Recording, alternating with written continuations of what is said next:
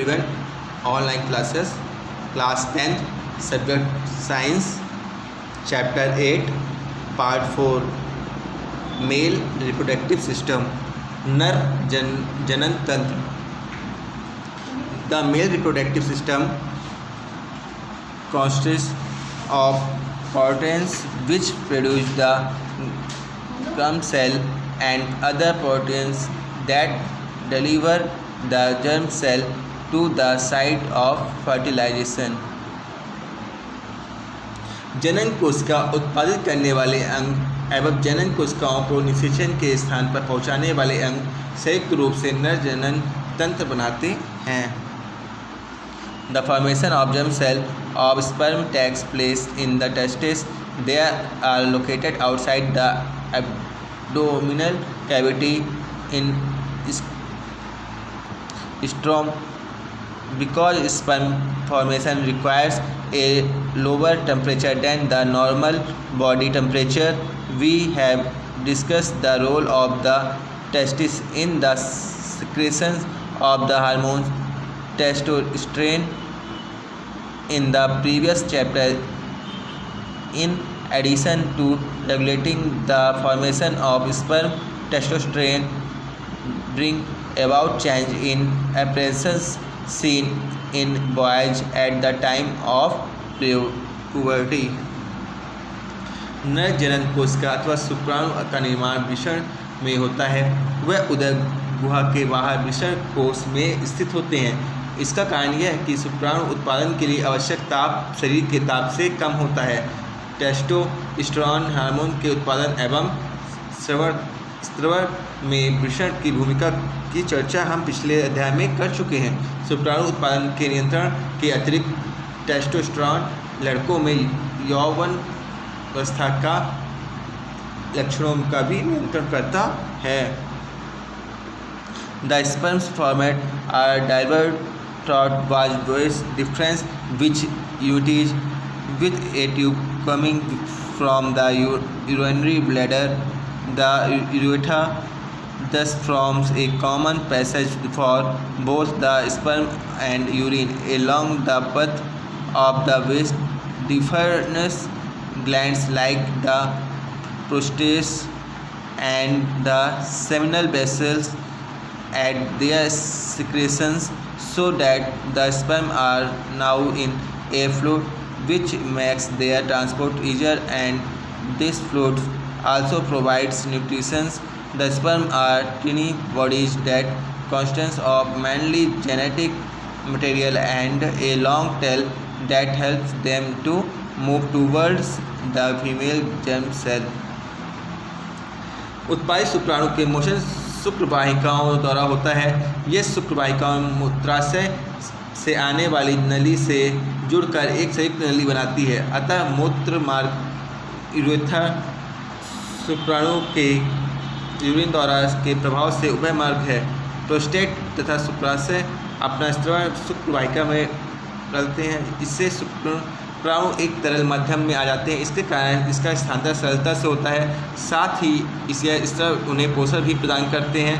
शुक्राणु उस संरचनाएं हैं जिसमें मुख्यतः आनुवांशिक पदार्थ होते हैं तथा एक लंबी पूंछ होती है तथा उन्हें मादा जनन कोशिका की ओर तैरने में सहायक करती है. फीमेल रिप्रोडक्टिव सिस्टम, मादा जनन तंत्र. The female germ cell of egg are made in the ovaries. They are also responsible for the production of some hormones. To look at 8.11 and identify the various organs in the female reproductive system. मादा जनन कोशिकाओं अथवा अंड कोशिका का निर्माण अंडाशय में होता है. अतः कुछ हार्मोन भी उत्पादित करते हैं जो अध्याय में ऊपर देखिए. डायग्राम 8.11 में देखिए. मादा जनन तंत्र के विभिन्न अंगों को पहचानिए. When a girl is born, the ovaries already contain thousands of emissions eggs. On reaching puberty, some of these start maturing. One egg is produced every month by one of the ovaries. The egg is carried from the ovary to the womb through a thin oviduct or fallopian tube. The tube oviduct unity into an elastic bag-like structure now as the uterus. The uterus open into the vagina through the can be. लड़की के जन्म के समय ही अंडाशय में हजारों अपरिपक्व अंडे होते हैं। यौवन आरंभ में इनमें से कुछ परिपक्व होने लगते हैं। दो में से एक अंडाशय द्वारा प्रत्येक माह में एक अंडा परिपक्व होता है। वहीं अंडवाहिका तथा फैलोपियन ट्यूब द्वारा ये अंडकोशिका गर्भाशय तक ले जाते हैं। दोनों अंडवाहिकाएँ संयुक्त होकर एक लचीली थैलेनुमा संरचना का निर्माण करती है, जिसे गर्भाशय कहते हैं। गर्भाशय ग्रीवा द्वारा योनिमुक्त होता है। The sperms enter through the vaginal passage during sexual intercourse. They travel upward and reach the oviduct, where they might encounter the egg. The fertilized zygote start dividing and form a well of cell or embryo. The embryo is implanted in the lining of the uterus, where they continue to grow and develop again to become fetus. We have seen in earlier section that the motor body is designed to undertake the development of the child. Hence, the uterus prepares itself every month to receive and nurture the growing embryo. The lining thickness and a richly supplied with blood to nourish the growing embryo. Sexual के समय शुक्राणु योनि मार्ग में स्थापित होते हैं, जहां से ऊपर की ओर यात्रा करके वह अंडवाहिका तक पहुंच जाते हैं, जहां अंड कोशिका से मिल जाते हैं। निषेचित अंड विभाजित होकर कोशिकाओं की गेंद जैसी संरचना या भ्रूण बनाता है। भ्रूण गर्भाशय में स्थापित हो जाता है, जहां पर लगातार विभाजित होकर वृद्धि करता है तथा अंगों का विकास करता है।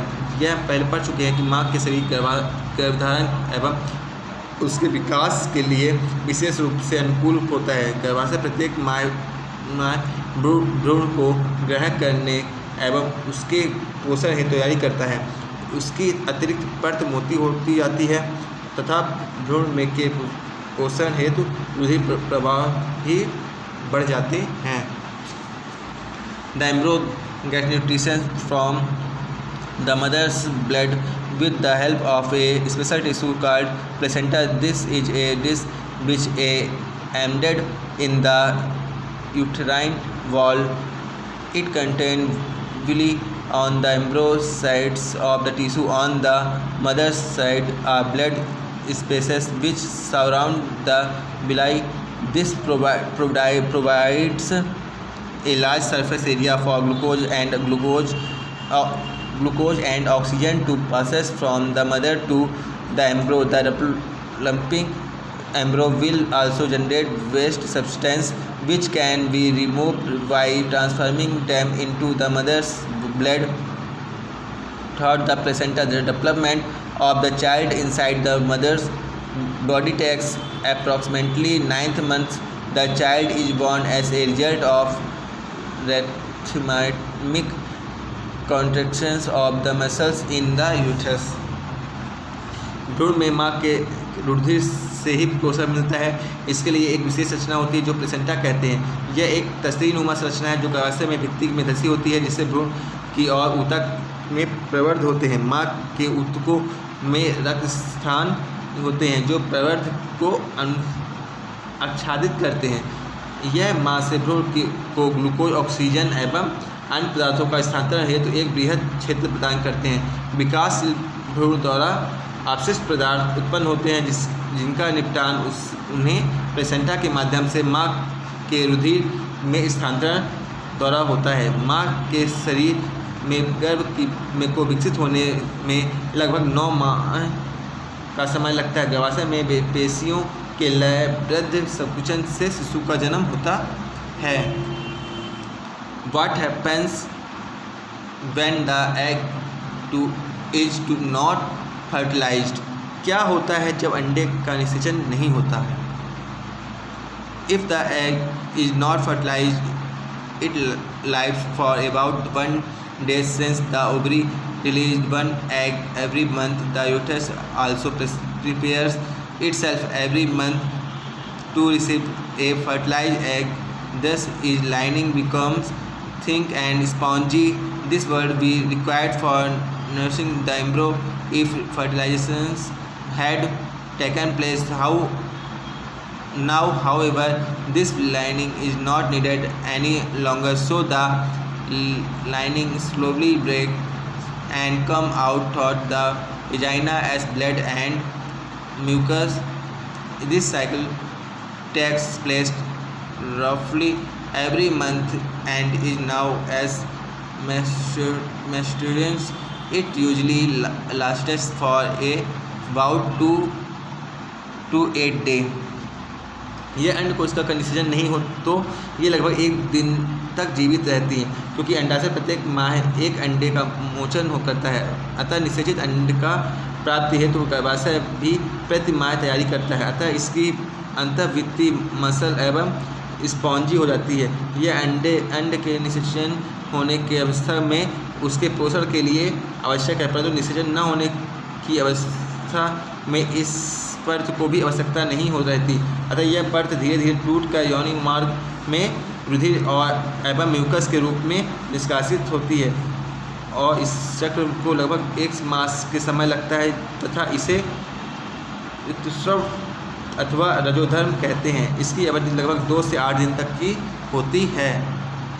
रिप्रोडक्टिव हेल्थ, जनन स्वास्थ्य। As we have seen the process of sexual maturation is gradual and takes place while general body growth is still going on. Therefore, some degree of sexual maturation does not necessarily mean that the body of the mind is ready for sexual act or for having and bringing of children. How do we decide if the body of the mind is ready for the major responsibility? All of us are under many different kind of pressures about this issue. There can be pressures from our friends for participating in many activities, whether we really want to or not. There can be pressure from family to get married and start having children. There can be pressure from government agencies to avoid having children. In this solutions making choice can become very difficult. जैसा कि हम देख चुके हैं कि लैंगिक परिपक्वता एक क्रमिक प्रक्रिया है तथा यह उस समय होता है जब शारीरिक वृद्धि भी होती रहती है तथा किसी सीमा तक लैंगिक परिपक्वता का अर्थ यह नहीं है कि शरीर अथवा मस्तिष्क जनन क्रिया अथवा गर्भधारण योग्य हो गए हैं। यह निर्णय किसी प्रकार ले सकते हैं कि शरीर एवं मस्तिष्क इस मुख्य उत्तरदायित्व के योग्य हो गया है। इस विषय पर हम सभी पर किसी न किसी प्रकार का दबाव है। इस क्रिया के लिए हमारे मित्रों का दबाव भी हो सकता है, भले ही हम चाहे या न चाहे। विवाह एवं संतानोत्पत्ति के लिए पारिवारिक दबाव भी हो सकता है। संतानोत्पत्ति से बचकर रहने का सरकारी तंत्र की ओर से भी दबाव हो सकता है। ऐसी अवस्था में कोई निर्णय लेना काफ़ी मुश्किल हो सकता है। We must also consider the possible health consequences of having sex. We have discussed in class 9 that disease can be transmitted from person to person in a variety of ways. Since the sexual act is a very intimate connection of bodies, it is not surprising that many diseases can be sexual transmitted. These include bacteria infection such as gonorrhea and syphilis, and viral infections such as Brand and HIV. Is it possible to prevent the transmission of such disease? during the sexual act. Using a covering called a condom for the penis during sex help to prevent transmission of many of these infections to some extent. यौन क्रियाओं के स्वास्थ्य पर पड़ने वाले प्रभाव के विषय में भी हमें सोचना चाहिए। कक्षा 9 में हम पढ़ चुके हैं कि एक व्यक्ति से दूसरे व्यक्ति के रोगों का संचार अनेक प्रकार से हो सकता है, क्योंकि यौन क्रिया में प्राकृतिक शारीरिक संबंध स्थापित होते हैं, अथवा इसमें आश्चर्य की कोई बात नहीं है कि अनेक रोगों से लैंगिक संचार भी हो सकता है।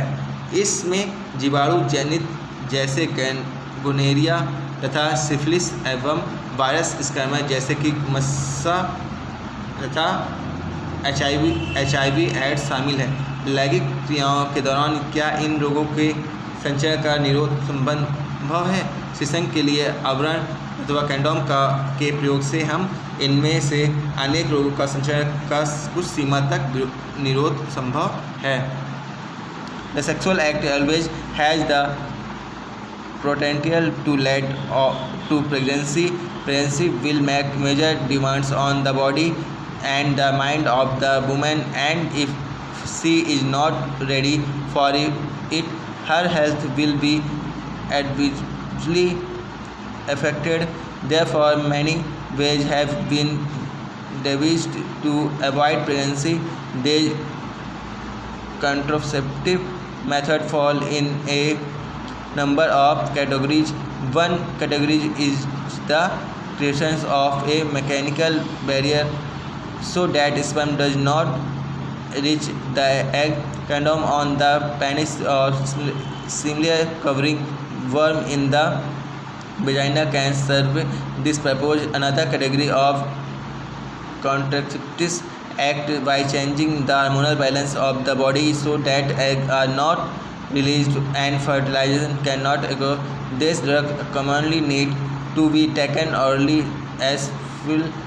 However, since they change hormonal balance, they can cause side effects to other contraceptive devices such as the loop or the copper tube are placed in the uterus to prevent pregnancy. Again, they can cause side effects due to irrigation of the uterus.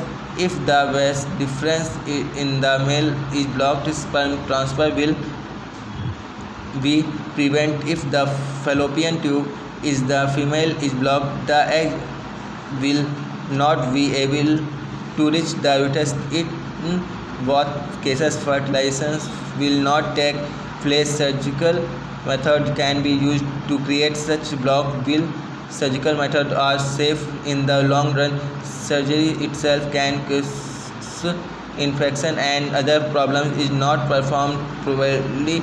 Surgery can also be used for removal of unwanted pregnancies. These might be missed by people who do not want a particular child, as happens in illegal sex selective abortion of female fetuses. For a healthy society, the female-male sex ratio must be maintained because of reckless female feticide. Child sex ratio in declining at an alarming rate in some section of our society. Although parental sex determination has been provided by law. यौन क्रिया द्वारा संचरण की संभावना सदा ही बनी रहती है। गर्भाधारण की अवस्था में स्त्री के शरीर भावनाओं की मांग आपूर्ति बढ़ जाती है। यदि यह इसके लिए तैयार नहीं है तो इसके लिए स्वस्थ और विपरीत प्रभाव पड़ता है। गर्भधारण रोकने के अनेक तरीके खोजे गए हैं। गर्भरोधी तरीके के अनेक प्रकार के हो सकते हैं। एक तरीका यांत्रिक अवरोध है जिसमें शुक्राणु अन्नकोशिका तथा न पहुँच सके। शिशु को ढकने वाले कंडोम तथा योनि में रखने वाले इस अनेक युक्तियों को उपयोग किया जा सकता है। दूसरा तरीका शरीर में हार्मोन संतुलन के परिवर्तन का है, जिसमें अंड का मोचन ही नहीं होता, जिसे नहीं हो सकता। ये दवाएं सामान्यतः गोली के रूप में ली जाती हैं, परंतु यह हार्मोन संतुलन को परिवर्तित करती है, अतः उनके लिए विपरीत प्रभाव भी हो सकते हैं। गर्भधारण रोकने के लिए कुछ अन्य युक्तियाँ जैसे कि लूप अथवा कॉपर टी का गर्भाशय में स्थापित करके भी किया जाता है, परंतु गर्भाशय के उत्तेजन से ही कुछ विपरीत प्रभाव भी हो सकते हैं। यदि पुरुष के शुक्राणुओं को अवरुद्ध कर दिया जाए तो शुक्राणुओं का स्थानांतरण रुक जाएगा। तो यदि स्त्री के अंडवाहिनी तथा अथवा फैलोपियन नलिका को अवरुद्ध कर दिया जाए तो अंड गर्भाशय तक नहीं पहुंच सकते। दोनों ही अवस्थाओं में इसे निषेचन नहीं हो पाएगा। शल्यक्रिया तकनीक द्वारा इस प्रकार के अवरोध उत्पन्न किए जा सकते हैं। यद्यपि शल्य तकनीक भविष्य के लिए पूर्ण सुरक्षित है अथवा असावधानीपूर्वक की गई शल्य संक्रमण अथवा दूसरी समस्याओं से उत्पन्न हो सकती है। शल्यक्रिया द्वारा अनचाहे गर्भ को हटाया भी जा सकता है। इस तकनीक के दुरुपयोग उन लोगों के ऊपर द्वारा किया जा सकता है जिसमें विशेष लिंग का बच्चा नहीं चाहते। ऐसा गैर कानूनी कार्य अधिकतर मादा गर्भ के चयन गर्भपात हेतु किया जा रहा है। एक स्वस्थ समाज के लिए मादा नर लिंग अनुपात बनाए रखना आवश्यक है। यद्यपि हमारे देश में भ्रूण लिंग निर्धारण एक कानून अपराध है। हमारे समाज में कुछ इकाइयों में मादा भ्रूण की निर्मम हत्या के कारण हमारे देश में शिशु लिंग अनुपात तीव्रता से घट रहा है, जो चिंता का विषय है। We have note that reproduction is the process by which organisms increase their population. The rates of birth and death in a given population will determine its size. The size of the human population is a case for concern for many people. This is because an expanding population makes it harder to improve everybody's standard of living. However, if inequality in society is the main reason for poor standard of living for many people, the size of the population is relatively unimportant. If we look around us, what can be identified as the most important reasons for poor living standard? हमने पहले भी देखा है कि जनन एक ऐसा प्रक्रिया है जिसके द्वारा जीव अपने समिष्ट की वृद्धि करते हैं। एक समिष्ट में जन्म दर एवं मृत्यु दर उसके आकार का निर्धारण करते हैं। जनसंख्या का विशाल आकार बहुत लोगों के लिए चिंता का विषय है। इसका मुख्य कारण यह है कि बढ़ती हुई जनसंख्या के कारण प्रत्येक व्यक्ति के जीवन स्तर में सुधार लाना दुष्कर कार्य है। यदि सामाजिक असमानता हमारे समाज के लिए निम्न इस जीवन स्तर के लिए उत्तरदायी है तो जनसंख्या के आकार का महत्व इसके लिए अपेक्षाकृत कम हो जाता है। यदि हम अपने आसपास देखें तो यह जीवन के निम्न स्तर के लिए उत्तरदायी सबसे महत्वपूर्ण कारण की पहचान कर सकते हैं। Thank you.